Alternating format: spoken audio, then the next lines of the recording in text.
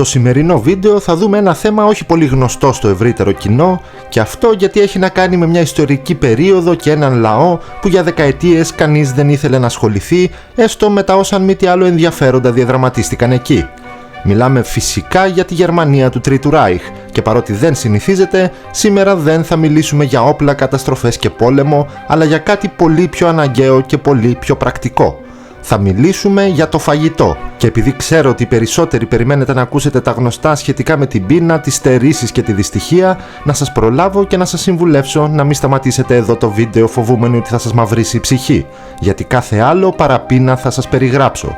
Στην ουσία θα δούμε γιατί και με ποιους τρόπους ένα κράτος διαχειρίστηκε σε συνθήκες έκτακτης ανάγκης μια τεράστια επισιτιστική κρίση, ώστε να αντλήσουμε τυχόν διδάγματα και για τους δικούς μας καιρούς.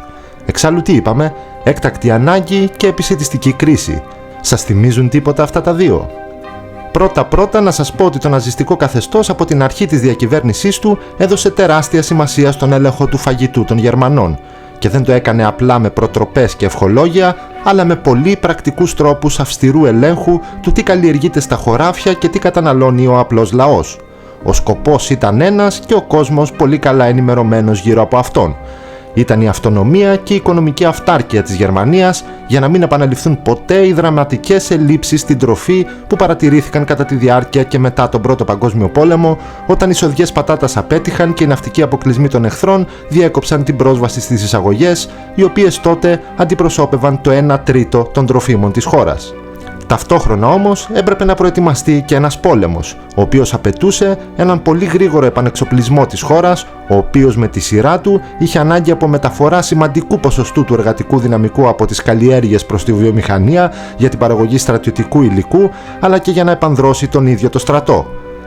Ταυτόχρονα όμως έπρεπε να δημιουργηθεί και ένα απόθεμα τροφής, καθώς η σχεδιαζόμενη εκστρατεία προς τα ανατολικά θα δέσμευε επιπλέον εκατοντάδες χιλιάδες άνδρες που θα αποσύρονταν από την παραγωγή και θα κατανάλωναν καθημερινά για να μπορούν να πολεμούν. Με λίγα λόγια, η ναζιστική κυβέρνηση ήθελε να εξαφανίσει τις εισαγωγές, να αυξήσει την αγροτική παραγωγή, να αυξήσει δραματικά και την βιομηχανική παραγωγή, να δημιουργήσει ένα κάποιο απόθεμα και ταυτόχρονα να μειώσει και το αποκλειστικό εργατικό δυναμικό, χωρίς φυσικά να χάσει και την υποστήριξη της εργατικής τάξης, η οποία ήταν και η βάση της εξουσίας του. Από όπου και να το πιάσεις, όλο αυτό μοιάζει να είναι μια εξίσωση χωρίς λύση, εκτός και αν άλλαζε σημαντικά ένας μόνο παράγοντας, εάν οι Γερμανοί μείωναν και τροποποιούσαν την πρόσληψη φαγητού. Και για να το πετύχουν αυτό, οι κυβερνώντες χρησιμοποίησαν το ισχυρότερό τους όπλο, που δεν ήταν ούτε η Wehrmacht ούτε τα Panzer. Ήταν η υποδειγματική τους κρατική προπαγάνδα. Μια μικρή γεύση είναι αυτή η μικρή ομιλία του Rudolf Hess το 1936. Όπως περιγράφει με θέρμη, οι εργατικές και αποτελεσματικές νοικοκυρές γνωρίζουν τι πρέπει να πράξουν στην υπηρεσία της μεγάλης γερμανικής οικογένειας, εάν πρέπει να ξεπεράσουν τις προσωρινές μικρές ελλείψεις. Απλώς να κάνουν τα ψώνια τους σύμφωνα με το συμφέρον του γερμανικού έθνους. Δεν προσπαθούν να αγοράσουν προϊόντα που είναι σε έλλειψη εκείνη τη στιγμή, αλλά αντίθετα αγοράζουν προϊόντα που είναι διαθέσιμα σε αυθονία και τα μαγειρεύουν με τέτοιο τρόπο ώστε να είναι ευπαρουσίαστα και να έχουν πραγματικά καλή γεύση για τους συζύγους και τα παιδιά τους. Καμία καλή Γερμανίδα νοικοκυρά δεν λυπάται τόσο για το 1/4 του κιλού χοιρινού κρέατος που κατά καιρούς δεν μπορεί να προμηθευτεί. Αυτή η δήλωση και οι πολλές παρόμοιες δεν ήταν μια αποσπασματική στιγμή μιας ομιλίας του υπαρχηγού του ναζιστικού κόμματος. Ήταν ένα μόνο κομμάτι από την καλοσχεδιασμένη εκστρατεία να παρουσιαστεί η συντριπτική μεταμόρφωση στις διατροφικές συνήθειες των Γερμανών ως πατριωτικό καθήκον. Στο πλαίσιο αυτό, το καθεστώς το 1934 δημιούργησε 148 συμβουλευτικά κέντρα υπό την αιγίδα της Υπηρεσίας Οικιακής Οικονομίας, που επίσης δημιουργήθηκε τότε, στα οποία οι γυναίκες μπορούσαν να ενημερωθούν για τα σωστά τρόφιμα που έπρεπε να χρησιμοποιούν, καθώς και να πάρουν συμβουλές λιτών γευμάτων όποτε απαιτούνταν, όπως επίσης και συνταγές για τα υποκατάστατα, τα οποία μάλιστα κυκλοφορούσαν και σε λίστες που αντικαθιστούσαν κυρίως τα πιο δημοφιλή εισαγόμενα προϊόντα. Όλα αυτά βέβαια ήταν μόνο η αρχή. Ο οργανισμός αυτός διένυμε επίσης εκατομμύρια φυλάδια στις πάνω από 2 εκατομμύρια γυναίκες που ήταν ενεργά μέλη του, και πολύ συχνά διοργάνωνε προβολές δεκάδων ταινιών και ντοκιμαντέρ που φτιάχνονταν για το θέμα, όπως ήταν το ντοκιμαντέρ «Τα πάντα για το Κουάρκ» και η ταινία «Η διατροφή των μωρών». Αν και οι γυναίκες ωστόσο δέχτηκαν τα πυρά του μεγαλύτερου μέρους αυτής της εκστρατείας και οι άντρες δεν έμειναν στο απειρόβλητο. Το 1939 επιχειρήθηκε η αλλαγή στην προτίμηση των ανδρών κυρίως, που κατανάλωναν και μεγαλύτερες ποσότητες, από το λευκό ψωμί σιταριού που βρισκόταν σε έλλειψη σε μαύρο ψωμί σίκαλης. Και επειδή σας βλέπω κάπου εκεί να φαντάζεστε τα SS να σπάνε τους φούρνους και να δέρνουν αρτοποιούς, πρέπει να σας πω ότι το μέσο που χρησιμοποίησε το Ράιχ για να πετύχει αυτό το σκοπό ήταν να τονίζει ότι το μαύρο ψωμί είναι πιο υγιεινό από το λευκό και να υπενθυμίζει διαρκώς ότι ο κάθε Γερμανός έχει υποχρέωση να είναι υγιής, ώστε όλο το έθνος να είναι ισχυρό, ονομάζοντας αυτό το προϊόν πατριωτικό ψωμί. Το αποτέλεσμα, από τα μόλις 2.420 αρτοποιεία που πωλούσαν αυτό το ψωμί το 1939, η αυξημένη ζήτηση οδήγησε το 1943 να το πωλούν 27.450 αρτοποιεία. Παρόλα αυτά, σε ορισμένες εκφάνσεις της κοινωνικής ζωής, το Τρίτο Ράιχ είχε να αντιμετωπίσει και μερικά προβλήματα. Ένα από αυτά ήταν η παράδοση και συγκεκριμένα το παραδοσιακό γεύμα του ψητού κρέατος της Κυριακής. Όταν όμως το συμφέρον συγκρούεται με την παράδοση, σε τέτοια καθεστώτα η πιο απλή λύση είναι να δημιουργηθεί μια νέα συμφέρουσα παράδοση. Με αυτό το σκεπτικό λοιπόν, το καθεστώς προώθησε με όλες του τις δυνάμεις το λεγόμενο Eintopf, δηλαδή το γεύμα σε μια κατσαρόλα. Μια Κυριακή κάθε μήνα οι οικογένειες δεν μαγείρευαν το παραδοσιακό ψητό, αλλά ένα φαγητό κάτι σαν στιφάδος, το οποίο χρησιμοποιούσαν τα περισσεύματα της εβδομάδας. Έτσι εξοικονομούσαν χρήματα, τα οποία και δώριζαν στη συνέχεια στα λεγόμενα ταμεία της νίκης, που ήταν κρατικά φιλανθρωπικά ταμεία. Το πώς αυτή η νέα παράδοση καθιερώθηκε και λάμβανε χώρα τόσο μαζικά, δεν είναι και τόσο δύσκολο να το φανταστεί κανείς. Η τακτική αυτή προβαλόταν διαρκώς ως το γεύμα της θυσίας για το έθνος και όλοι οι υψηλόβαθμοι αξιωματούχοι, ακόμη και ο ίδιος ο Χίτλερ, αποθανατίζονταν τακτικά σε γιορτές όπου δέσποζε το συγκεκριμένο φαγητό.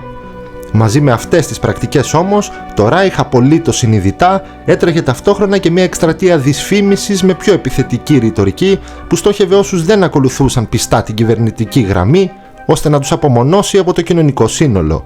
Χαρακτηριστικό παράδειγμα είναι η δήλωση του Γιόζεφ Γκέμπελς ότι σε εποχές που ο καφές είναι λιγοστός, ένας αξιοπρεπής άνθρωπος πίνει λιγότερο καφέ ή σταματά να πίνει εντελώς, ενώ εξέφρασε και την οργή του για εκείνους που προσποιούνται ότι η πείνα τους κοιτάζει κατάματα αν δεν μπορούν να προμηθευτούν σε τακτική βάση σφολιάτα και σαντιγί. Όσο ο πόλεμος όμως συνεχιζόταν, οι ελλείψεις γίνονταν όλο και εντονότερες. Τότε το καθεστώς έβαλε στο παιχνίδι και τα παιδιά. Τα μέσα ενημέρωσης βομβάρδιζαν συνεχώς τις γυναίκες με προτροπές να πηγαίνουν με τα παιδιά τους στα λεγόμενα ταξίδια χάμστερ προς τη γερμανική ύπαιθρο, όπου οι μεν γυναίκες θα αντάλλαζαν παλιά αντικείμενα και παιχνίδια με τρόφιμα που εκεί ήταν περισσότερο διαθέσιμα, ενώ τα δε παιδιά θα σύλλεγαν καρπούς και βότανα από τα δάση. Σε αυτό το σημείο βέβαια δεν πρέπει να ξεχνάμε και την καταναγκαστική εργασία στην οποία υποχρεώθηκαν μέχρι το 1941 1,3 εκατομμύρια εργάτες από την Πολωνία και την Ουκρανία και πάνω από 1 εκατομμύριο Σοβιετικοί και Γάλλοι αιχμάλωτοι πολέμου, οι οποίοι με κακουχίες και βασανισμούς πρόσφεραν ως ένα βαθμό ανακούφιση στους Γερμανούς στα επισιτιστικά αδιέξοδα του καθεστώτος. Και τώρα πάμε ίσως στο πιο βασικό ερώτημα. Πόσο επιτυχημένες φάνηκαν τελικά αυτές οι τακτικές από το Τρίτο Ράιχ? Σαφέστατα δεν κατάφεραν να δημιουργήσουν την αταξική κοινωνία που υπόσχονταν αξιωματούχοι τα πρώτα χρόνια. Αμφιβάλλω αν το πίστευαν και οι ίδιοι.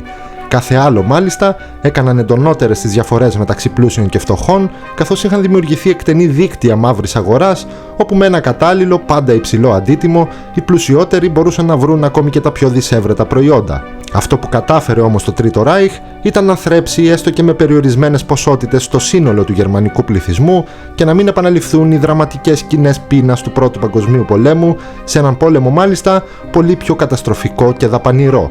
Ένα κατόρθωμα άξιο αναφοράς για την ιστορική μελέτη, δεδομένου ότι άφησε ενεργή και σε σχετικά καλή κατάσταση μια κρίσιμη μαγιά ανθρώπων που τελικά με την κατάλληλη φυσικά υποστήριξη των συμμάχων ανοικοδόμησαν με ταχύτατους ρυθμούς στη Γερμανία. Αυτό που έχει περισσότερη σημασία όμως είναι να διακρίνουμε και να συγκρίνουμε τον τρόπο που οι κυβερνώντες διαχρονικά μεταχειρίζονται τις ανάγκες των πολιτών, μετατρέποντας πολλές φορές τις κρίσεις, τις έκτακτες ανάγκες και την τροφή σε όπλα για συμφέροντα που δύσκολα μπορούμε να πούμε ότι ταυτίζονται με τα συμφέροντα των απλών ανθρώπων. Κάπου εδώ και το σημερινό βίντεο φτάνει σιγά σιγά προς το τέλος του. πείτε μου στα σχόλια και τη δική σας γνώμη και μην ξεχνάτε ότι μπορείτε πάντα να επισκέπτεστε και την ιστοσελίδα μας για ανάλογα θέματα και φυσικά να μας βρείτε στα social media αν θέλετε να έχουμε και μια πιο άμεση επικοινωνία, τα οποία μπορείτε να βρείτε στο κουτί της περιγραφής. Σας χαιρετώ λοιπόν για την ώρα και τα λέμε ξανά στο επόμενο επεισόδιο.